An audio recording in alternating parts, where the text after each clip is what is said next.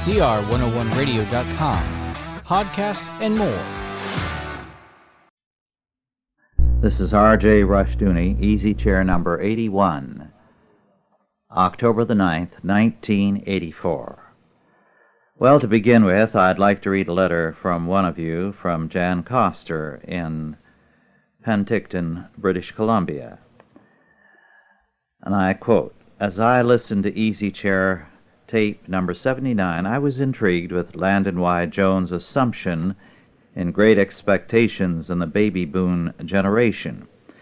His conclusion that a low birth rate leads to a low crime rate reminds me of a joke our kids brought home from school. I thought you might appreciate it. A scientist was doing experiments with frogs. He took one frog and cut off one leg. Then he told it to jump.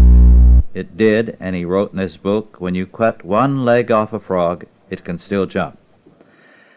Then he cut off a second leg and told the frog to jump. It did, and he duly noted, when two legs are removed, a frog can still jump.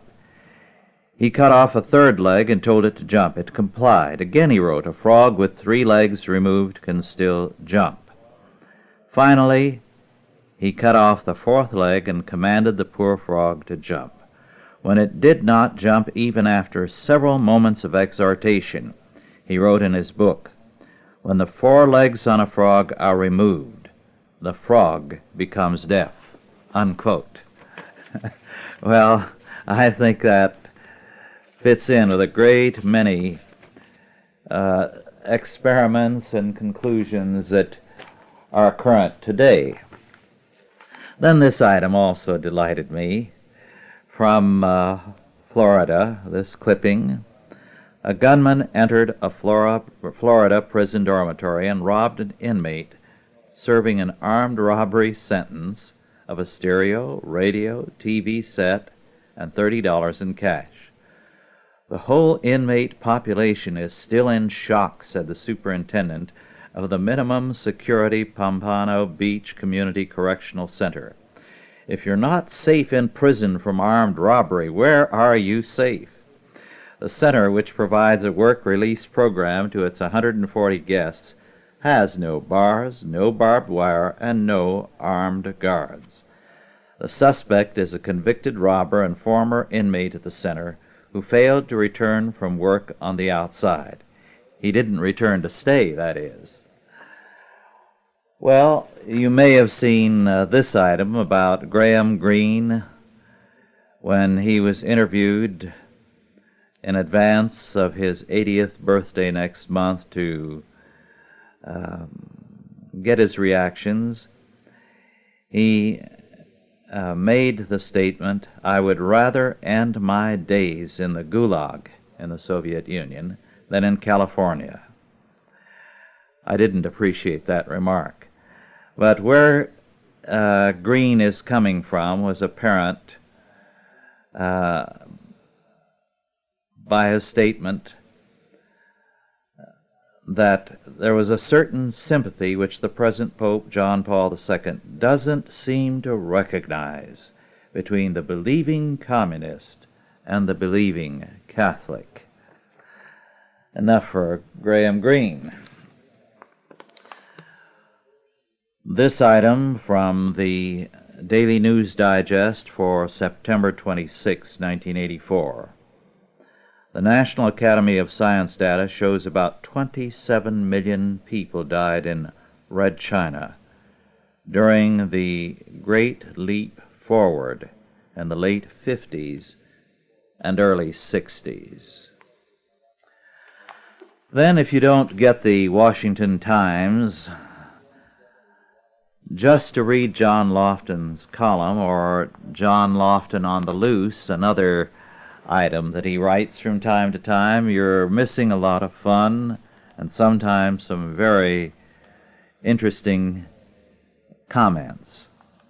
For his journal of Friday, October the 5th, 1984, Lofton has a column, "Weird Tango Turns into a Legal Tango."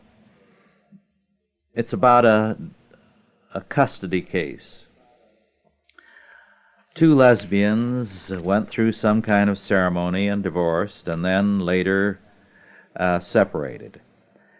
And the lesbian father, in quotes, won the right to seek visits to a child who was conceived by her former lover through artificial insemination while the couple lived together. And the judge ruled that the father is entitled to a hearing on her request for rights to visit a 7-year-old girl who bears her last name. Now, these two were married, in quotes, in 1977 and later proclaimed their love, guess where, on the Phil Donahue TV show. They decided to have a father to prove their love. Soon after their marriage, the mother gave birth to a daughter. The father assisted in the conception by using a turkey baster fortified with semen donated by her brother. The daughter is named Sparkle Crystal, and the woman's brother who donated his semen is listed on the birth certificate as the child's father. Moving right along, after the couple broke up in 1980, the child's mother applied to the County Family Services Division for welfare benefits. The division then asked the district attorney's office to file a complaint against the lesbian father in order to get child support reimbursements from her. Remember, the father is actually a woman. Well, we get all kinds of data on the legal argument and why the court decided as it did. But at any rate, the conclusion that Lofton makes is this: one would hate to see this whole thing turned into a farce or a fiasco. Stay tuned. I shall keep you informed. Meanwhile, if this case proves nothing else, it proves that it is not only nice not to try to fool Mother Nature, but also any such attempt can result in a hell of a legal mess, unquote. Well, when courts can waste their time on that sort of thing, you know why you have delays in the court calendars and trouble in getting justice sometimes. Now on to a couple of other things very hastily. Some time back this year, in the Chalcedon Report, I had an article on the fear of freedom, on the fact that men really do not want freedom. Well, I was interested in what Thomas Garrigue Masaryk, the founder of Czechoslovakia, wrote in his 3-volume study, The Spirit of Russia. In Volume 3, on page 41, this is his perspective on the same subject. I quote, "There is, in fact, nothing more intolerable for man than freedom of choice. If he must truly decide between good and evil, he would rather kill himself than make the choice. Thus freedom of conscience turns out to be nothing but the worst kind of suffering. People are nothing so much as small and foolish children who will rebel and drive the teacher from the classroom. Yet presently they do recognize their folly and calm themselves once again. In the final analysis, after all, there is nothing sweeter than the innocence of childhood. Christ wanted to impart a liberal faith and freedom of conscience to mankind. Yet man does not have the strength to be free, which is shown by the fact that the powerful and mighty of this earth perhaps number in the tens of thousands, whereas the masses in their millions really do not want freedom at all. No sooner does an individual attain freedom than he seeks out someone to follow and obey. With the growth of freedom there is a parallel tendency to discover someone whom all can follow. The weak person not only wants to obey, he looks to and for the mass idol.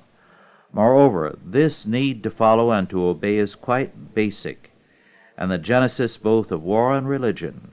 It explains the need for a feeling of universal brotherhood, the craving to be part of a worldwide ant heap, such as achieved by Tamerlane and Genghis Khan, unquote.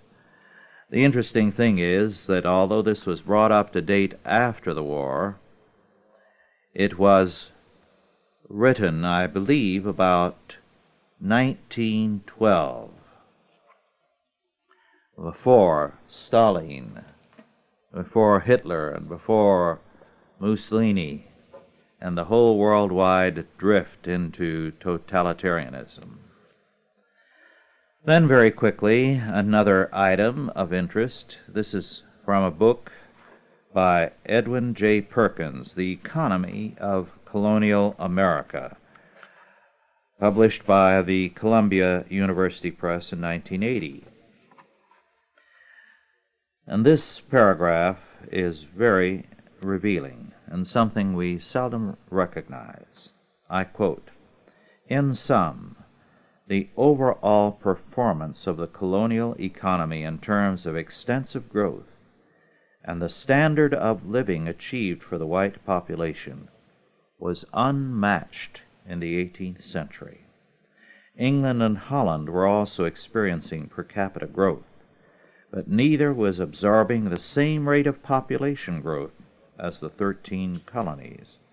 The highest average incomes in the world for the free population, combined with the growth rates on a par with its only two rivals, and all in the face of a population boom at close to the reproductive maximum for the species. These were the unique colonial characteristics," unquote. We too seldom appreciate how advanced the colonies were and how remarkable their economies. Well, that's an area that needs a great deal of attention and more studies. Now, this very briefly, Dorothy Whitelock, The Beginnings of English Society, published by Pelican Books first in 1952 and most recently in 1981 by Penguin Books. One of the interesting points, and I'll quote these few sentences: "Most of the English clergy, who had been reared in the Irish usages, remained and conformed on points of observance. They handed on much of the spirit of the Irish Church, its love of simplicity, poverty, and humility, its often exaggerated asceticism, its stress on pilgrimage and voluntary exile for the love of God, its burning missionary zeal. Though the period in which more than half the English Church looked to Iona for guidance lasted only 30 years, it left permanent results on the ritual, the scholarship, and the penitential system of the English Church. Nor was there any complete cleavage with Iona after the Synod of Whitby." End of quote. Few people are aware of the importance in the history of Christendom of the Irish Church. Ireland developed an independent church which had fraternal relations with Rome but was totally independent. That church was the source of a great deal of the missionary activity that brought Northern Europe into the faith. It represented the scholarship and the missionary zeal and the civilization of its day. One of the problems that the Irish Church faced was, of course, that it was in Ireland. It was a product of Ireland, and yet, politically, the Irish could never work together as a unity. Ireland was a number of petty kingdoms, each of which was constantly in war with almost every other. And it's almost impossible to deal with the history of Ireland in that period because you need a scorecard. Everybody changed sides so many times, and this and that petty king would have loyalty with another king and then turn against him and choose yesterday's enemy to be his ally. As a matter of fact, the Vikings, who first invaded Ireland and made themselves the allies of one or two, found that they could not keep track of the changes of sides, and the whole thing became so confusing, the Vikings abandoned Ireland for England.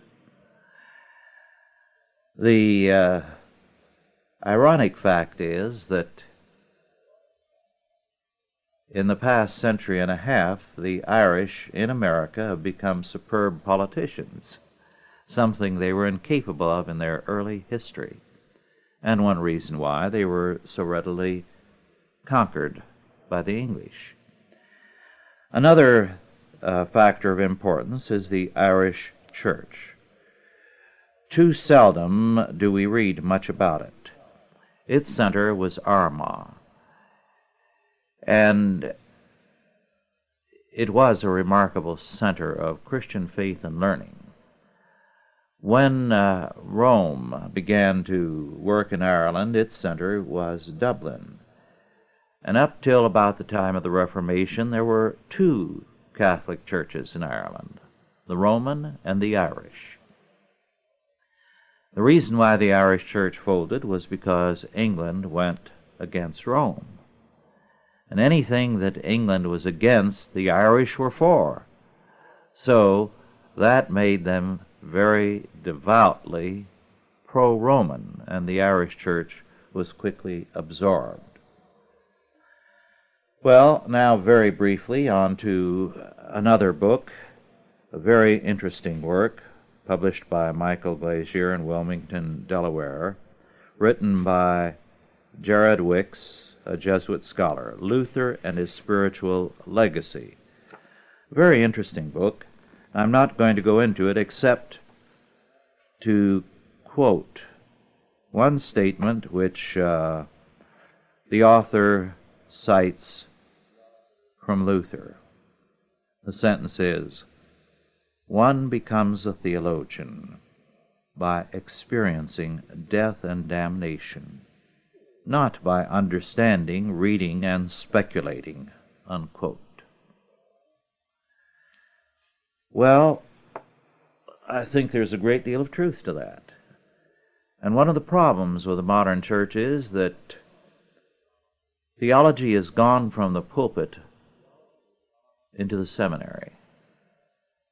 And there it has become abstract and ready to go into every kind of evil, symbolic theology, speculative theology, you name it, all anti-biblical. Whereas the kind of theology Luther was talking about, and the author also, is a theology born out of man's experience with God in the midst of crises, griefs, and problems. I'm going to mention another book and urge you to read it because I think you'll find it very, very interesting. The author was John Amundsen, Ahmanson, the great-grandfather of our Howard Amundsen of Chalcedon. And the title is Secret History, published by Moody Press in 1984. This first printing has already gone out of print, but there's a second printing in the works which probably is already off the press. The Secret History was a book written and kept in secret, and then much later published in Danish, because John Amundsen was a Dane. He was one of the men converted in Denmark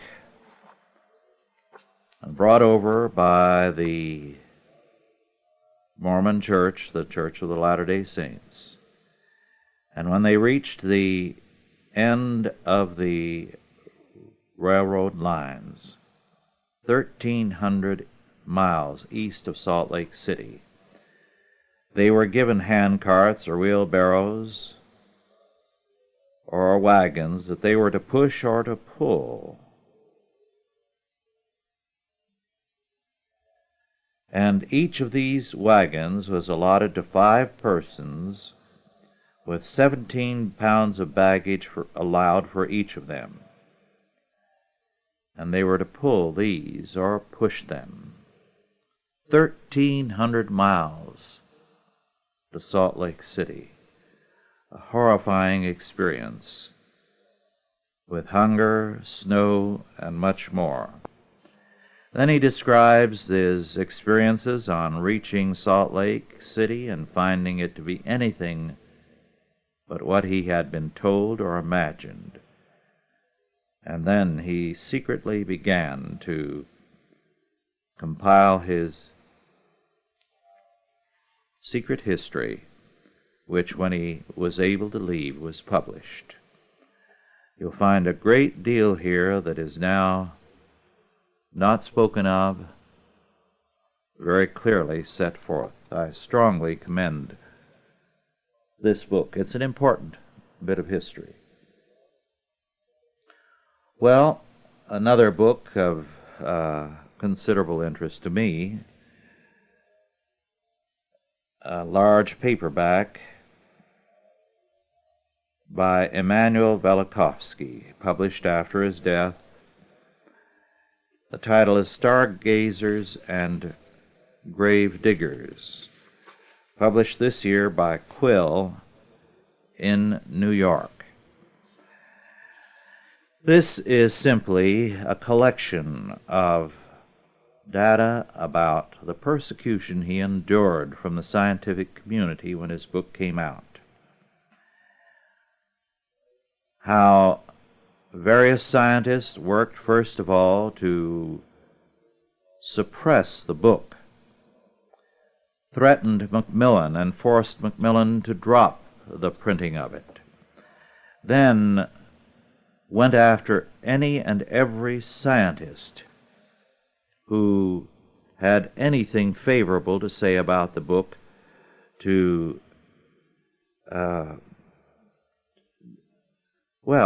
get them fired from their positions, so that no one would dare to support him. And not only was Macmillan compelled to surrender, but they then demanded that Macmillan recant. Of course, this kind of thing is not unusual, as Velikovsky, now dead, has written here in this book.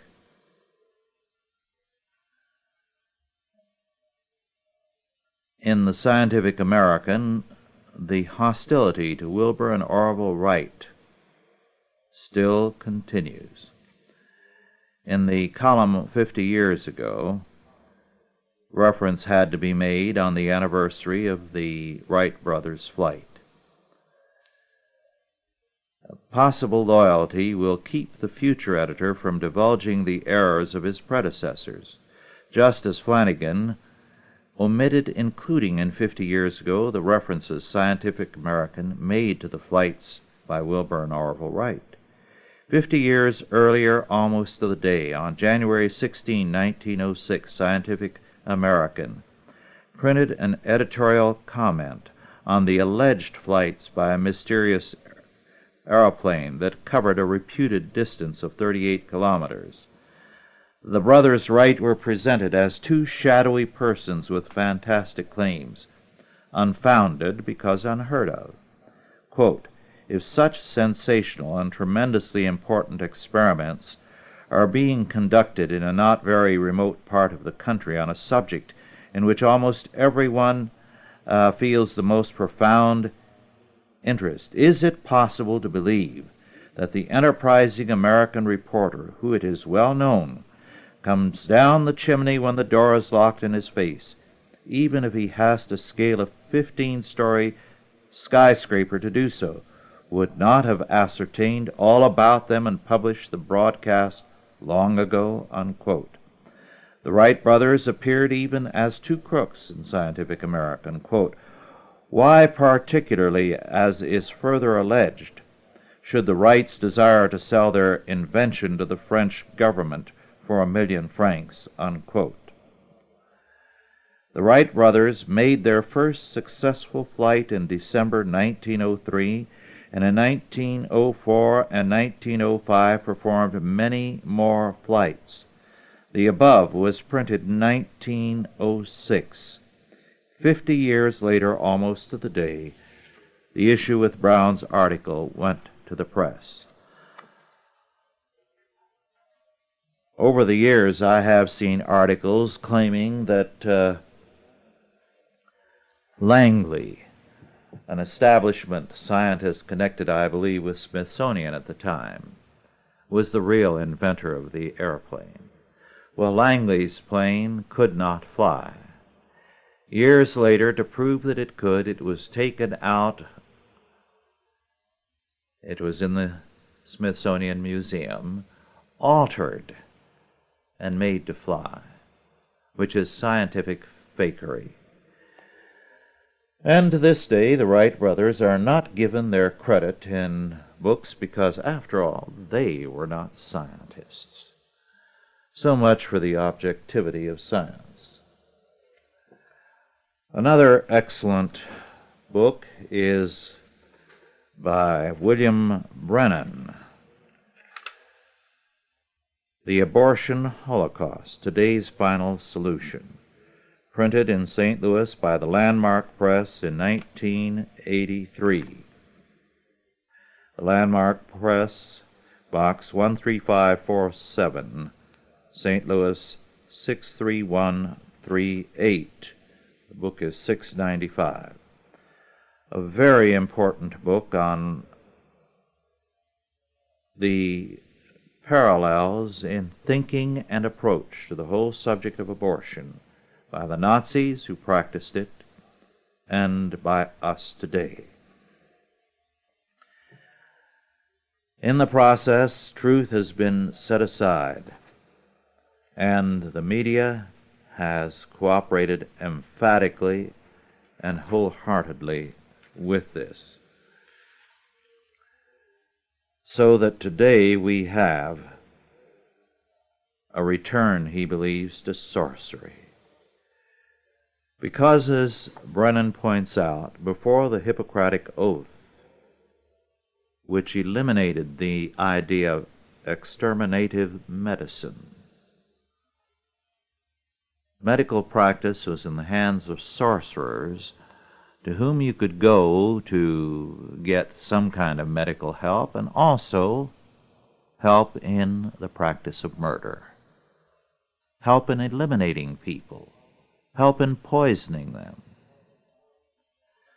Now we have taken a step back into sorcery because medical practitioners are now also murderers. Brennan makes a very, very strong case against the contemporary medical practice. Now on to another book, just to read one passage from it. This is a book published in 1976 by the Salmon Brook Historical Society in Granby, Connecticut. The title, Trumpets of Glory, 4th of July Orations, 1786 to 1861. Within my lifetime, the 4th of July was a big day because of both the parade and speeches. The subject of the speeches was always the foundation of this country, the premises upon which it was built. Let me give you a sample of what was once 4th of July oratory. I've chosen this sample because it doesn't come from some of the clergy and politicians who were Orthodox Christians. It comes from Thomas Starr King, who was a very prominent Unitarian, a West Coast leader in the Bay Area, who nonetheless reflects the prevailing opinions of the day. Now, this is what Thomas Starr King wrote, and trying to find a date for this somewhere. 1861, in San Francisco. The year before, he had left Boston for San Francisco.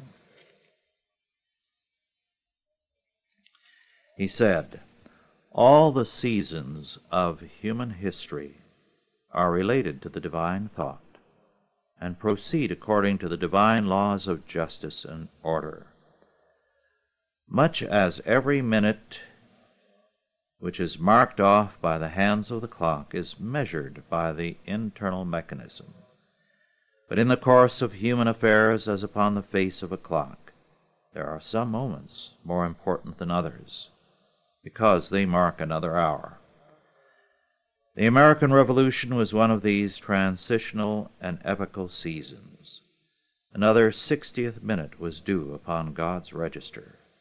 Slowly and unobserved, the moral pendulum had swung, and the ideal wheels had played, carried on by the dead weights of the mother country's hostile legislation, till at last the striking of the clock was heard, and the Battle of Bunker Hill, and the Declaration of Independence, and the surrender of Burgoyne, and the closing military scene at Yorktown, and the treaty, and Washington's inauguration came with solemn precision, startling the drowsy world like strokes from the hammer in the horologe of time, pealing throughout the universe the change from era to era.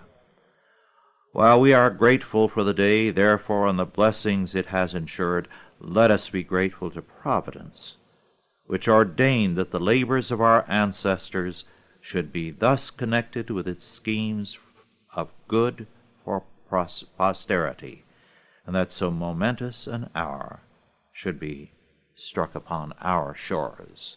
Unquote. A long ways away, is it not, from things of our day?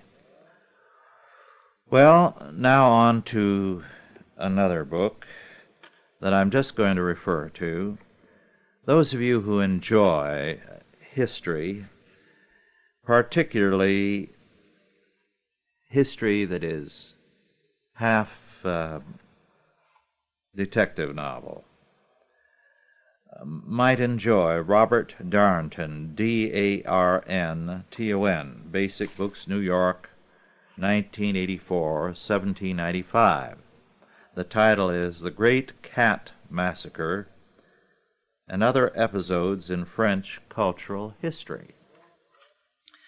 Well, what Darnton has done is to take a number of curious incidents in French history and to go into their meaning. And as he points out, things have different meanings in different times. For example, Mother Goose stories then had a totally different meaning than they now do. And the killing of cats by some workers, apprentices, had a radically different meaning then than it would now. For me, the most interesting part of the book was the section, a couple of chapters, about the philosophes and Rousseau.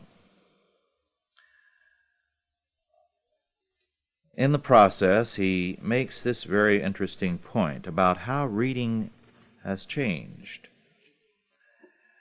Readers then had a totally different attitude towards the printed word. He says, for example, that in an earlier day and up until about this time, reading was very intensive. From the Renaissance until about 1750, Europe and its readers read intensively. They had access to a limited number of books, and they read them over and over again. They meditated on them inwardly.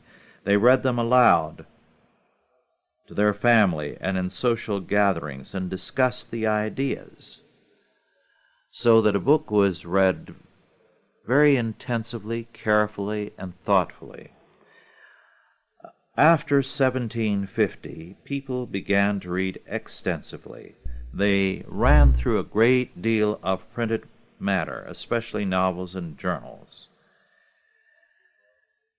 They only read things once, not over and over again, and raced on to the next text. Well, they now were less thoughtful readers and more enthusiastic readers. As a result, Rousseau's books set them on fire. People read them with an intense enthusiasm. And as one person wrote to Rousseau, and I quote, "Your divine works, monsieur, are an all-consuming fire. They have penetrated my soul, fortified my heart, and lightened my mind. For a long time my reason, given over to the deceiving illusions of an impetuous youth, became lost in the search for truth. I sought happiness, and it eluded me. The study of some modern authors had confirmed my meditations, and I was already a thorough scoundrel in my heart without having yet done anything that could make me blush. I needed a God, and a mighty God, to pull me away from the precipice, and you, monsieur, are the God who performed the miracle." Unquote. Rousseau as a God to the readers. You pulled me away from the precipice. There was a great deal of this in the reaction to Rousseau. Let me add one thing. Rousseau, by the way, believed that the child should learn to read late rather than early, that there was a lack of a reading readiness, and a child was being pushed unnaturally if taught to read too early. Sad to say, this notion has been revived in recent years and has some currency, unfortunately, in Christian circles. Now on to a very, very important book that I hope you will get. It is by Samuel L. Blumenfeld, one of our Chalcedon family, a very brilliant scholar who has never written a dull or an unimportant book. This is his third book in the field of education. The title is N.E.A., Trojan Horse in American Education. It is the first full-length analysis and expose of the National Education Association. The cost is $7.95, and I believe it's about $1.90 shipping charges. I think you can order it from the publisher, although it's been mainly distributed out of Arizona. The publisher is the Paradigm Company, P-A-R-A-D-I-G-M, P.O. Box 45161, Boise, Idaho 83711. Now, what Blumenfeld does here is to point out very clearly and to document that there is an official religion today in the United States, and it is humanism. It is the religion which is taught in the schools. And he says it is now the only religion permitted in the public schools, and it is totally supported by government funds. That although the Constitution forbids the government from establishing a national religion, we have one, whether the people know it or not. He documents this very carefully. Then he documents very, very extensively the conspiracy against literacy. That there is literally an idea, and he says it was John Dewey who first formulated the notion that high literacy is an obstacle to socialism. Moreover, he calls attention to something that others have done before, that Dewey held that the greatest enemy of socialism was the private consciousness that seeks knowledge in order to exercise its own individual judgment and authority. High literacy gave the individual the means to seek knowledge independently. To Dewey, it created and sustained the individual system which was detrimental to the social spirit needed to build a socialist society. In Democracy and Education, published in 1916, Dewey devoted a great deal of the book to show how individualism had to adapt itself to the needs of collectivism. Well, he documents at great length the anti-literacy, anti-individualism perspective of the N.E.A. and the educational philosophers. As a result, he says, we have today an education mafia, which is trying to reduce us to mass men that can be manipulated. In the course of this, he speaks of the education mafia, or educational trust, holding secret meetings called the Cleveland Conference since 1915, which charts the course and is a kind of conspiracy against the people of the United States. He also calls attention to the fact that home schools and Christian schools were once the rule in the United States. As a matter of fact, he says, the last bastions of educational freedom in America are the private schools and the private home. As institutions of learning, both are as old as America itself. George Washington was educated by his father and half-brother. Benjamin Franklin was taught to read by his father and attended a private school for writing and arithmetic. Thomas Jefferson studied Latin and Greek under a tutor. Of the 117 men who signed the Declaration of Independence, the Articles of Confederation, and the Constitution, 1 out of 3 had had only a few months of formal schooling, and only 1 in 4 had gone to college. They were educated by parents, church schools, tutors, academies, apprenticeship, and by themselves. Moreover, he points out that reading has only been a problem since the 1930s, after America created its graduate schools and doctors of education. This is an important book, exceedingly important, and, let me add, written by a dedicated Christian, a Calvinist. One chapter, by the way, is titled Turning Children into Animals, and Blumenfeld means what he says. When the evolutionary and materialistic perspective began to govern the teachers' colleges, the educators were insistent that the child was to be educated the way you trained an animal. Therefore, you had the emphasis on conditioning and on animal behavior as the key to education. As he says, thus the theory of evolution applied to the mind was used by Thorndike and other psychologists as a basis for building a new theory of learning by conditioning. Children were to be considered as animals, for after all, man was nothing more than the king of the animals, as Thorndike put it, and the classroom was to be transformed into a laboratory providing the optimum environment in which learning by reflex conditioning could take place. Now, if you believe that your children are animals, then keep them in the public schools. By all means, that's where they belong. Except that under God, you're liable if you put them there.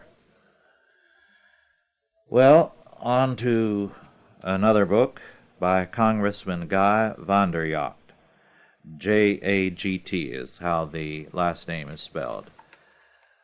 Published by Jameson Books, Ottawa, Illinois, 61350 for $10.95.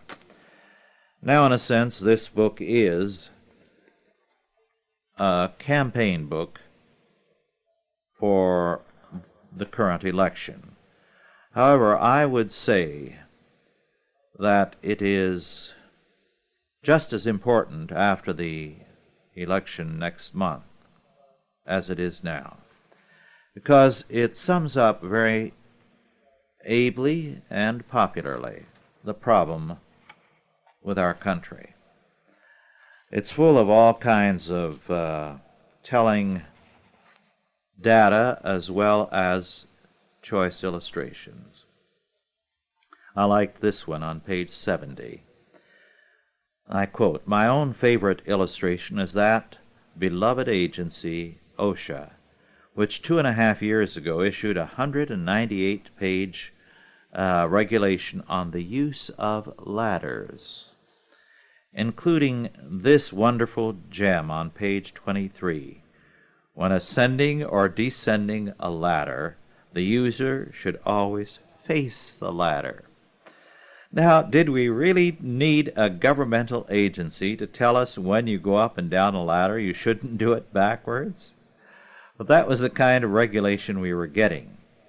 When a plant down in Louisiana decided it wanted to expand, it had its lawyers send to the government agency involved all the necessary forms and applications, including an abstract of title for the land on which it wanted to build, which went back to the year 1803. Now, please bear in mind that this was Louisiana, and the abstract went back to the year 1803. Well, this is the letter the lawyer got back from the federal agency. "We received today your letter enclosing application for your client, supported by abstract of title. We have observed, however, that you have not traced the title previously 1803, and before final approval it will be necessary for the title to be traced previously of that year." Well, that was too much for the poor lawyer. He just went bonkers, and he sent back this letter, which I share with you word for word. I could not improve on it if I tried. "Gentlemen, your letter regarding the title received. I note that you wish the title be claimed further back than I have done. I was unaware that any educated man failed to know that Louisiana was purchased from France in 1803. The title of that land had been acquired by France by right of conquest from Spain. The land had come in possession of Spain in 1492 by right of discovery of an Italian sailor named Columbus. Now the good Queen Isabella had taken the precaution of securing the blessing of the Pope of Rome upon Columbus' voyage before she sold her jewels to help. Now the Pope is the emissary of Jesus Christ, Son of God, and God made the world. Therefore, I believe it is safe to assume that God also made that part of the United States called Louisiana. And I hope to heck you are finally satisfied," unquote. The book is full of things like that, and a genuine delight. Easy reading. It can be read in a sitting, and with no small profit. This one more item. There's so much I could quote from this book. He attacks the idea that life has to be made totally problem-free. And he says, for one thing, God can use sorrow to teach us to know joy. Somehow life never reaches its height until it suffers. The Arabs say, all sunshine makes a desert, and the life that never knows hardship will be like a desert indeed. A good book. Read it. Then another by James R. Whelan and Patricia B. Bozell, also published by Jameson Books for $13.95, again published in 1984. It's an account of what is happening in Central America. It's an excellent book. On one or two points I may differ a bit, but it does give us an excellent account of what is happening. The thesis of the book could be summed up this way, and I quote, "This book will attempt first to document the claim that Central America's 5 republics, to varying but generally comparable degrees, were in 1977 stable, prospering, progressive, and firmly allied to the United States. Next, it will examine the role of the United States in transforming the promise of 1977 into the agony of 1984. There have, to be sure, been other external factors, natural and man-made, and they will form the substance of a brief following section. The book will then deal in some detail with recent events in the 2 countries, Nicaragua and El Salvador, where U.S. revisionism has been applied most badly, with the most catastrophic results so far. Finally, a few reflections on where it might all end, but doesn't have to." Unquote.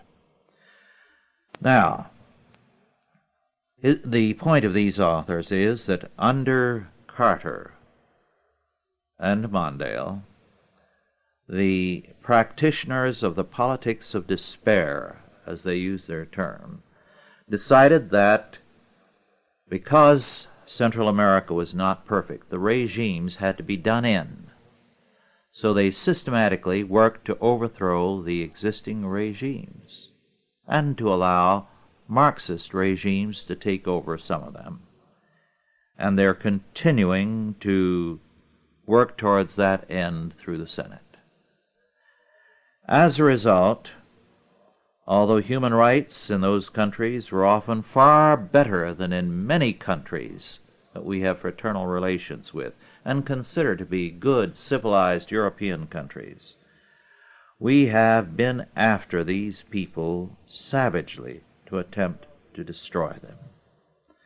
The result is we have created untold misery and are on the verge of creating a great deal more if these practitioners of despair have their way. Well, our time is beginning to run out. I don't want to get started on any big subject. I'm trying to see what there is that I can deal with very briefly. I did go into the book on Zanies last time, and there's so much in it I don't know where to begin. It's a delightful book, but maybe I can find something that would be rather brief. There's a good section on Bronco Nagurski, a football player. Now, some of you who are younger don't remember Bronco Nagurski. Let me begin with this citation. "He's the only man I ever saw who ran his own interference," said Steve Owen, the coach of the Giants, in according kudos to the most devilish opposing fullback he ever encountered. One hard-charging, unstoppable Bronco Nagurski, whose football spurs and fame were won while playing for George Halas' powerhouse Bears of the 1930s. Bronco Nagurski seldom lifted his head when hitting the line after taking a handoff and crashing his 230-pound, 6'2" frame into waiting adversaries. He once explained his unorthodox posture by saying that he did not want to see the fear in the eyes of opponents and thus melt into sympathy. His blind running often led to injuries, usually inflicted upon others. He smashed through the line in a Packer bear game once and ran pell-mell over Packer tacklers for 35 yards to a touchdown, taking the last 3 defenders with him as he finally crashed into the end zone. The last 3 defenders were carried from the field on stretchers. In the same year, 1933, Nagurski plowed into the end zone of Wrigley Field and kept going, right into the well-known brick wall, which is still in back of home plate in this baseball stadium. He hit the wall with such force that he put a large hole in the structure, one that required repair by a bevy of bricklayers. The legendary fullback was never more the human dynamo than in a game between the Bears and the Washington Redskins. The Redskins put up a stiff, bruising resistance to Nagurski, stopping him for the most part through 50 minutes of play. Going into a huddle, the enraged Nagurski roared to his quarterback, "Give me that ball. This time I'm not going to be stopped by any of them skins. They'd better look out for themselves."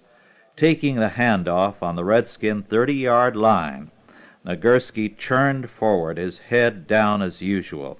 He charged through the Redskin line like a rushing locomotive, crushed the secondary, and without looking up, plunged onward directly toward the safety, hitting the last defender with such a force that the entire stadium winced at the crushing sound of the crash. Nagurski kept going, even though his way was clear to the goalpost, as if a host of tacklers awaited him, still not looking up. He slammed into the goalposts, careened off of them, then plowed onward for another 30 yards until he smashed into a steel and concrete wall. Wobbly-legged and with a dazed look in his eyes, Bronco barely made it to the Bears' bench on the sidelines. He sat down, removed his headgear, and rubbed his enormous cranium, moaning, "Gosh, but that last guy sure hit me hard." That was Bronco Nagurski, and you had to live in those days and hear the stories about him to appreciate what this little segment tells you. He was really a remarkable person.